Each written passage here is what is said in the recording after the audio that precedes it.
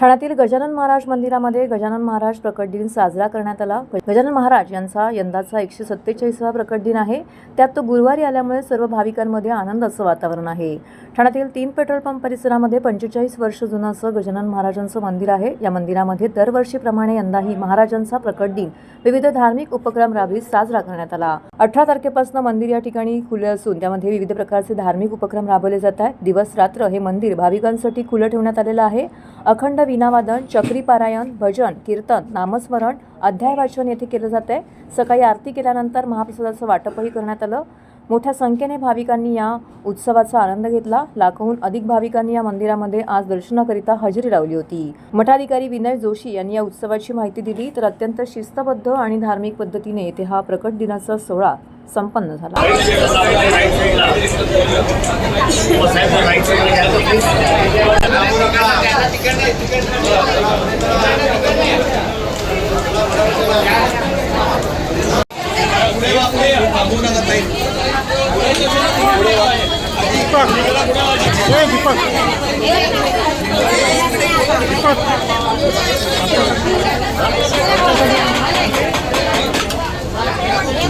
धार्मिक कार्यक्रम काय करणार? धार्मिक कार्यक्रम आरती झाली, भजन झालं, प्रवचन झालं, सगळ्या गोष्टी झाल्या। आता दर्शनार्थ येते लोक, त्यांना प्रसाद देतो, शिरा आणि झुणका भाकरी। या देवळाला यंदा 46 वर्ष झाली। माझा स्टुडिओ होता, त्या स्टुडिओला हे स्वरूप आलं। मूर्ती पेंटिंगची स्वतः मी केलेली आहेत आणि मी सहली काढायचो। 489 बसच्या सहली केल्या। 400 घेऊन जा, मागा घेऊन जा। जय गजानन।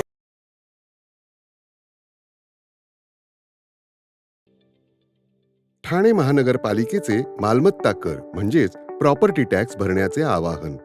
सन 2022-23 या आर्थिक वर्षाचे मालमत्ता कराचे म्हणजेच प्रॉपर्टी टॅक्सचे बिल ठाणेकर करदात्यांना महापालिकेमार्फत आर्थिक वर्षाच्या सुरुवातीस म्हणजेच माहे एप्रिल 2022 मध्ये देण्यात आलेले आहे। तथापि अद्यापही काही करदात्यांनी मालमत्ता कर महापालिकेकडे जमा केलेला नाही। सध्या आर्थिक वर्षाचा अंतिम टप्पा सुरू झाला आहे।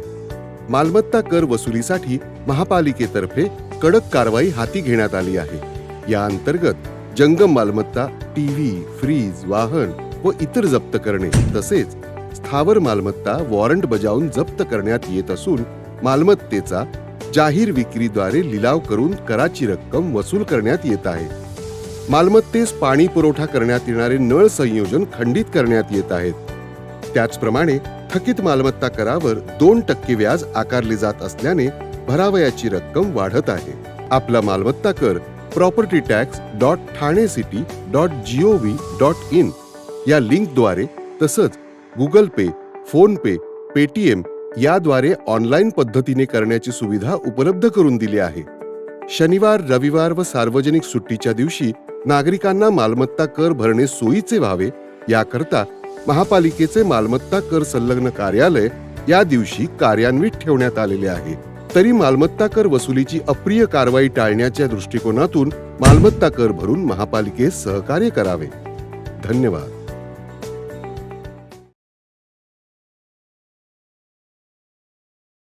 तब्बल 30 मिनिटांच्या रोमहर्षक झटापटीनंतर पहलवान रविराज गायकवाडने कालीचरण सोलकरला चितपट करून मराठा केसरी गदा आपल्या नावे केली। महाराष्ट्राचे आराध्य दैवत छत्रपती शिवाजी महाराज यांच्या जन्मोत्सवाच्या निमित्ताने सकल मराठा सार्वजनिक शिवजयंती उत्सव मंडळाच्या वतीने कुस्ती स्पर्धेचं आयोजन ठाण्यातील छत्रपती शिवाजी महाराज मैदान येथे करण्यात आलं होतं। या कार्यक्रमाचं संयोजन रमेश आमरे, कार्याध्यक्ष कृष्णा पाटील, सचिव संतोष सूर्यराव, खजिनदार धनंजय समुद्रे यांच्या विशेष पुढाकाराने करण्यात आलं होतं। या रंगलेल्या कुस्ती स्पर्धेला कुस्ती शौनकांनी उत्स्फूर्त असा प्रतिसाद दिला। स्पर्धेतील निर्णायक लढत रंगतदार ठरल्याने कुस्ती शौकीनांना कुस्तीचा चांगलाच आनंद लुटला। रविराज आणि कालीचरण हे दोघेही तुल्यबळ असल्याने कुस्ती शौकीनांना अपेक्षित असा खेळ येथे पाहायला मिळाला। दोघंही एकापेक्षा एक डावपेच टाकत विजय मिळवण्यासाठी शर्थीचे प्रयत्न करत होते, पण शेवटी रविराजने थकलेल्या कालीचरणला खाली खेचत चितपट करत मराठा केसरी गदा आपल्या नावावर पुरत रोख बक्षीस पटकावले. धीरज पवार आणि सकपाळ सोनटक्के यांच्यात दुसऱ्या क्रमांकाची कुस्ती रंगली. पनाईन खेळत धीरजचा खांदा दुखावल्याने पंचांनी ही कुस्ती बरोबरीत सोडवली. तिसऱ्या क्रमांकाची प्रशांत शिंदे आणि रवी सांडू यांच्यातील कुस्ती ही 30 मिनिटाच्या झटापटीनंतर पंचांनी बरोबरीमध्ये सोडली. महिलांच्या कुस्तीतील पहिल्या क्रमांकाच्या कुस्तीमध्ये चितपटावरती निकाली लागली. हरियाणाच्या सोनिका हुड्डाने वेदिका पवारला चितपट करून अव्वल स्थान पटकावले. प्रगती गायकवाडने वेदिका ससानेवरती विजय मिळवत दुसऱ्या क्रमांकाची कुस्ती जिंकली. सृष्टी भोसले तिसऱ्या क्रमांकाच्या कुस्तीमध्ये विजयी झाली. तर या कुस्ती स्पर्धेचं खास आकर्षण ठरलेला देवा थापा याची कुस्ती अतिशय मनोरंजन आणि आकर्षक ठरली. प्रेक्षकांनी या कुस्तीला खूपच डोक्यावर घेतले. समशेर विरुद्ध झालेल्या या कुस्तीत देवा थापाने बाजी मारली. तसेच यावेळी सामाजिक क्षेत्रात उल्लेखनीय काम करणाऱ्या व्यक्तींचा मराठा भूषण पुरस्कार देऊन सन्मान देखील करण्यात आला. यावरती असेल इन्कम टॅक्स मुंबईमध्ये स्पोर्ट्समन म्हणून कार्यरत आहेत. Kabaddi school national junior national senior पुरस्कार, आदर्श प्रशिक्षक पुरस्कार आणि इंडियन बॉडीगार्डच्या फेडरेशनचा पण पुरस्कार लाभलेला आहे. आणि तिसरा पुरस्कार सन्माननीय पैलवान श्री रंगराव पाटील च्या अध्यात्म कार्यक्रम आणि रस्ता सुरक्षा बाबतीत अनेक कामे केली अशा विश्वभर शिंदे यांना सुद्धा मराठा समाजाभूषण हा पुरस्कार देण्यात येत आहे. जरा जोरदार टाळ्या वाजवा. विश्वभर शिंदे यांनी शैक्षणिक क्षेत्रामध्ये एक उल्लेखनीय कामगिरी केली आणि थेट लंडन मध्ये नाव झळकावलं. असा जोरदार टाळ्या वाजवून आपण त्या कन्येचं अभिनंदन करूया. एक गौरवास्पद कामगिरी आपल्या या शिवकन्येने पार पाडली आणि त्याबद्दलच आपण तिला मराठा भूषण पुरस्कार, ती लंडन मध्ये पण तिच्या आई वडिलांचा सन्मान आपण करतोय. तिच्या आई वडिलांनी मेहनत करून तिला डॉक्टर केलं आणि तिने लंडन मध्ये त्यांचं नौपाडा ठाणे संत नामदेव पथ येथे शिवजयंती उत्सव मोठ्या उत्साहात साजरा करण्यात आला. या कार्यक्रमामध्ये सर्व जाती धर्माचे लोक, सर्वपक्षीय लोकप्रतिनिधी, अधिकारी, पदाधिकारी, शिवभक्त, ठाणेकर नागरिक शिवजयंती उत्सवामध्ये सहभागी झाले होते. छत्रपती शिवाजी महाराज जयंती साजरी करत असताना यावेळी विविध सामाजिक उपक्रम राबवण्यात आले. यातले मुख्य उपक्रम म्हणजे मोफत नेत्र तपासणी, गोरगरिबांना मोफत अन्नदान करणे हे होते. तर सदर प्रसंगी संभाजी ब्रिगेड व शाहू फेडरेशनचे सर्व पदाधिकारी व कार्यकर्ते यांनी सदर कार्यक्रम यशस्वीरित्या संपन्न होण्यासाठी विशेष परिश्रम घेतले. संभाजी ब्रिगेडचे ठाणे जिल्हा अध्यक्ष शिवश्री चंद्रशेखर पवार, शिवश्री मंगेश माने, शिवश्री दिनेश दळवी, शाहू युथ फेडरेशनचे अध्यक्ष आशिष खेतले, तुषार खेतले, दिनेश दळवी, हेमंत दळवी, बबन अंधारे, विपुल सुर्वे, सलमान शेख, विकी, विवेक गोडबोले, रौनक राऊत, साईश बोदुल, विवेक व अनेक पदाधिकारी व कार्यकर्ते महिला आघाडी येथे उपस्थित होते.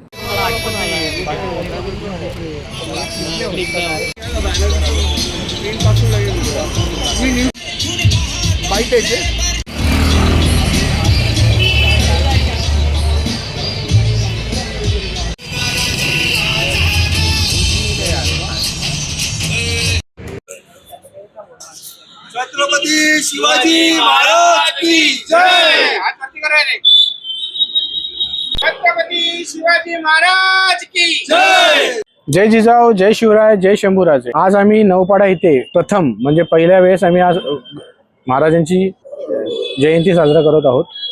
आणि या जयंतीमध्ये फक्त संभाजी ब्रिगेड आणि आमचे सहकार्य एकत्र मिळून शाहू युथ फेडरेशन चे आम्ही दोघं मिळून आम्ही महाराजांची शिवजयंती साजरा करत आहोत. आणि हा जो आजचा जो जयंतीचा दिवस आहे हा आज पूर्ण महाराष्ट्रभर देशभर ही जयंती बनवल्या जाते. हर वर्षी आम्ही वाट बघत असतो की शिवजयंती यावी आणि तसल्या आम्ही मोठ्या उत्साहात आम्ही साजरा करावा.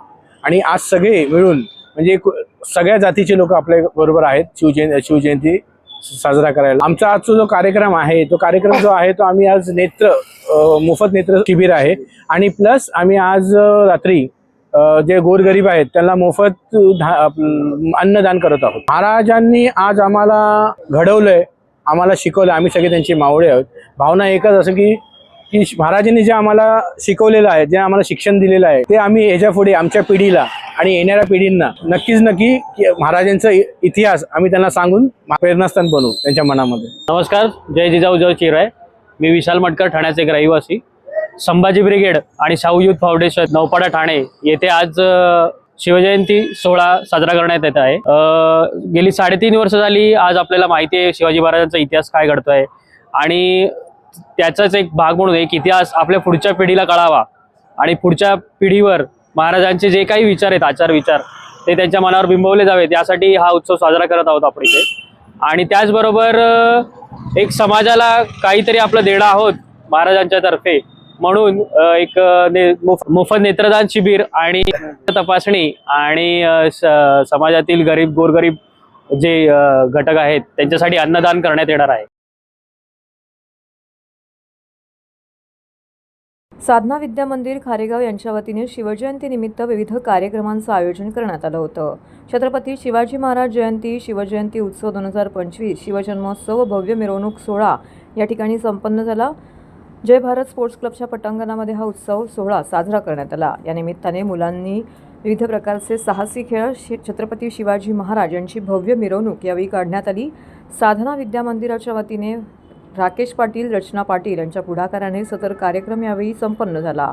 यावेळी ज्येष्ठ नेते दशरथ पाटील, माजी नगरसेवक उमेश पाटील, साधना विद्या मंदिर स्टाफ, शिक्षक, विद्यार्थी, पालकवर्ग, खारेगाव परिसरातील नागरिक, बंधू भगिनी सदर प्रसंगी मोठ्या संख्येने येथे उपस्थित होते. सदर मिरवणुकीमध्ये ढोलताशा, लेझिम, दांडपट्टा तसेच विविध थोर पुरुषांच्या वेशभूषा साकारण्यात आल्या होत्या. सदर मिरवणूक संपूर्ण खारेगाव परिसरातून यावेळी काढण्यात आली.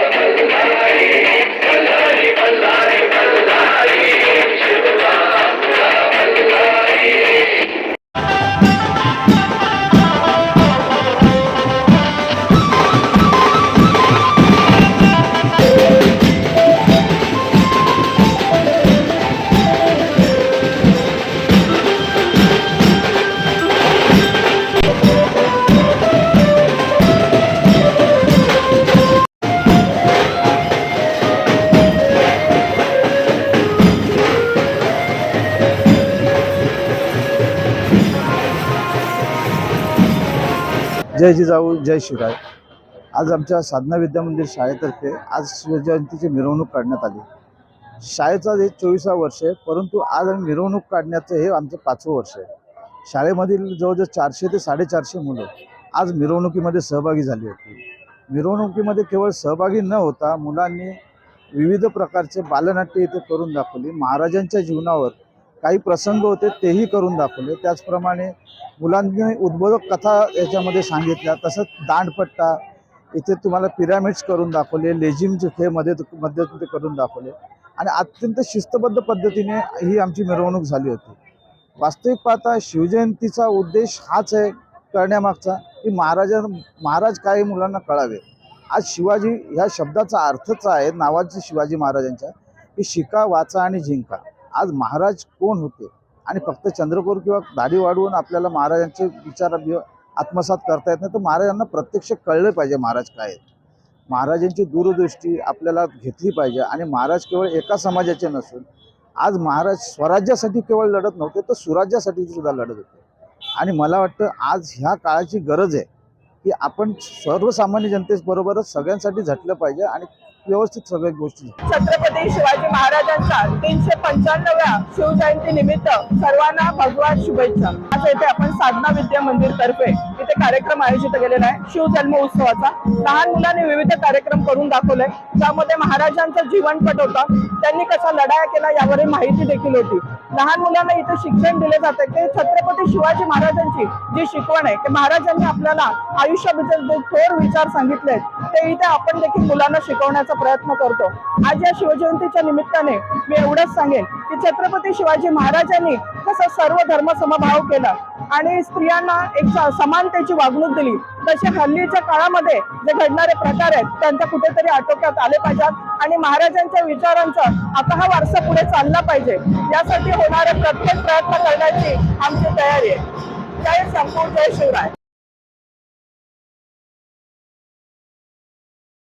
छत्रपती शिवाजी महाराजांच्या जयंतीनिमित्त आदित्य प्रतिष्ठान Thane, Shri Swami Samarth Sanskar Sadhana Kendra Thane, together we can foundation यांच्या संयुक्त विद्यमाने नौपाडा विभागातील 1ली ते 7वीच्या विद्यार्थ्यांकरिता जिजाऊंच्या शिकवणी या विनामूल्य शैक्षणिक उपक्रमाचं आयोजन करण्यात आलं होतं. आदित्य प्रतिष्ठान ठाणे, अभिनय कट्टा, जिजाऊ उद्यान, भास्कर कॉलनी, नौपाडा येथे हा कार्यक्रम संपन्न झाला. या विनामूल्य शिकवणीमध्ये उत्तम शिक्षक वृंद, न समजलेल्या विषयांचे सोप्या पद्धतीने मार्गदर्शन, शाळेचा अभ्यास, वैयक्तिक मार्गदर्शन अशा विविध गोष्टींचा समावेश होता. या उपक्रमाचं उद्घाटन उपस्थित मान्यवर संस्थापक किरण नागते यांच्या हस्ते करण्यात आलं. यावेळी विविध प्रकारचं मार्गदर्शन देखील मुलांना करण्यात आलं. त्याचबरोबर सदर उत्सवाविषयी किरण नागते आणि आरती दांडेकर यांनी अधिक माहिती दिली. जबरदस्ती उचलून नाही पण आपण ते कन्व्हिन्स करू. बऱ्याच आपण भेटलो आणि महाराजांनी काय आदेश दिला असेल, म्हणजे दोन्ही महाराज आपल्या इथे बसले, खूप फरक नाही. या महाराजांनी दिलेला आदेश आणि या महाराजांच्या जन्मदिनानिमित्त महाराजांनी दिलेला आदेश. तर छत्रपती शिवाजी महाराजांच्या जयंतीनिमित्त नक्की उपक्रम काय करायचे असा विचार प्रत्येकाला असतो आणि वेगवेगळे उपक्रम प्रत्येक भागात होत असतात.